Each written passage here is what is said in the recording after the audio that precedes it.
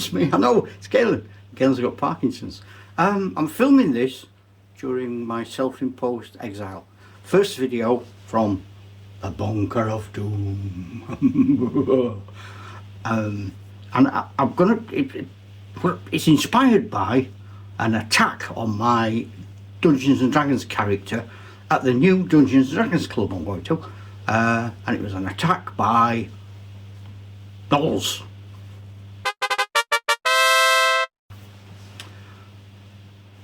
I first encountered gnolls back in the late 70s. Didn't know what they were. We used to paint goblins as with yellow skin, and they were what we called gnolls, and blue hair if they had hair. You know what goblins are like. But now they've changed, haven't they? They've become hyena-headed thingamabobbles, and I thought that was interesting.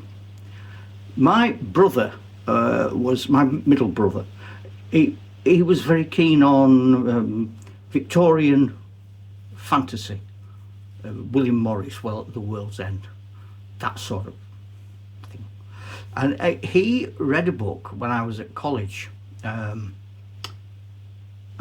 by Lord Dunsany. Lord Dunsany was an Irish baron. I'm saying that. And I know he died in the 1950s, but he wrote during the early part of the 20th century. So he wrote, I think the first book I read was called The Gods of Pagana, 1905, and that had a complete mythology. Tolkien cited him as an inspiration for Lord of the Rings. He wrote the Book of Wonder in 1912. Now the Book of Wonder is interesting because that's where gnolls ever first appear to anybody. His big, just while I'm talking about him, his big accomplishment in fantasy worlds is a book called The King of Elfland's Daughter, written in the 1920s, and that's considered to be the first complete fantasy novel. But in the Book of Wonder, he talks about gnolls, but it's a tiny little paragraph. He doesn't describe them, he just says, and the gnolls live in the forest, and none may approach their houses, none have robbed them, that's it. None may approach, they live in forests, and none may approach their houses and rob them, for the gnolls are terrible. And he spells gnolls G-N-O-L-E-S. G-N-O-L-E-S. Yeah, gnolls.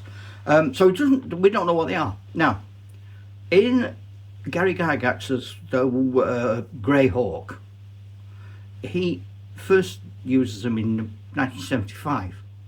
And he said in the first supplement they were a cross between goblins and trolls. So that's not from Lord Dunsany, that Gary Gygax said that.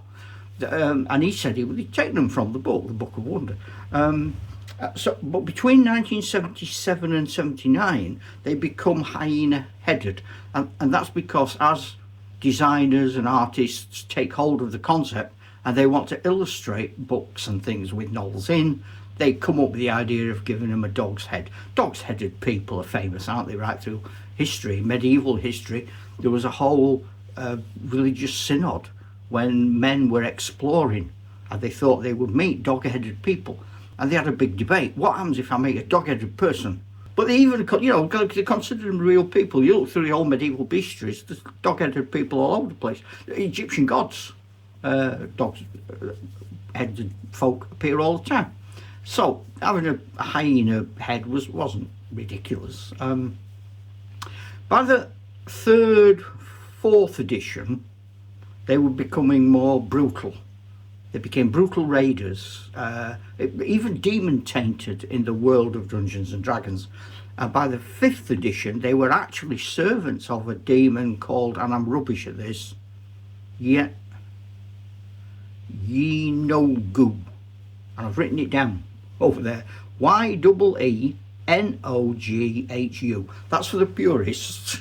I don't have demons and things in my dungeon worlds, but some of you might be interested. And they become more monstrous and less humanoid. And so that's from Lord Dunsany talking about gnolls and spelling it in a weird way and suggesting they're goblins. And there's no evidence that he got it from anywhere else. And that goes on to Gary Gygax saying, that's a good idea. I want them to be a cross between a troll and a goblin. Used them in Greyhawk. They come into Dungeons and Dragons. They get changed by designers, by games players, by rule sets, and they become the creatures that we know and not necessarily love today. Ta-ra, Chuck!